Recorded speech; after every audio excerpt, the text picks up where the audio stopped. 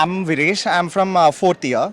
ఇప్పుడు బేసిక్గా అందరూ ప్లేస్మెంట్ అనుకుంటారు, కానీ కెరియర్ మీద నెక్స్ట్ ఏంటి అనేటప్పుడు అబ్రాడ్ అనేది ఉంటుంది, లైక్ అబ్రాడ్ చేయొచ్చు అని.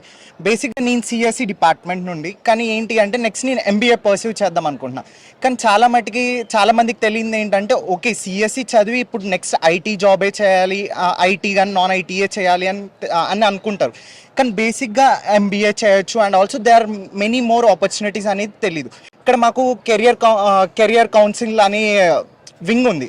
సో వాళ్ళు ఏంటంటే మాకు సెషన్స్ కండక్ట్ చేస్తారు. లైక్ నెక్స్ట్ ఏంటి, మీకు జాబ్ అనేది ఒకటి కాదు, like you can settle through learning కూడా. నెక్స్ట్ మీరు ఎంబీఏ అనేది పర్సూ చేయొచ్చు ఏదైనా అని.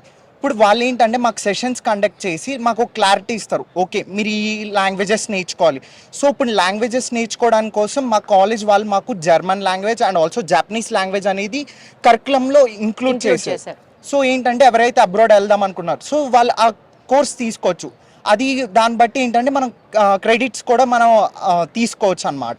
సో అండ్ ఆల్సో దీనివల్ల ఏంటంటే నెక్స్ట్ ఒకవేళ మన కంట్రీస్కి వెళ్తే మనం ముందు నుండే training right from the beginning it self వాళ్ళు మనల్ని ట్రైన్ చేస్తున్నారు. ఇప్పుడు నెక్స్ట్ ఏంటంటే ఇప్పుడు మీకు 4th ఇయర్ అయ్యాక లైక్ మీరు నార్మల్గా ఖాళీగా ఉండి నేర్చుకోవడం, లైక్ మీకు ఏంటంటే 1 year గ్యాప్ వచ్చేస్తుంది. ఆ 1 year గ్యాప్ లేకుండానే like right from the 4th year beginning లేకపోతే 3rd year నుండి మీరు 3rd yearలో మీరు లాంగ్వేజ్ నేర్చుకుంటారు. 4th ఇయర్లో ఏంటంటే మీరు లైక్ ఎంట్రన్స్ ఎగ్జామ్స్ ఉంటాయి, like IELTS and TOEFL GRE అని ఉంటాయి.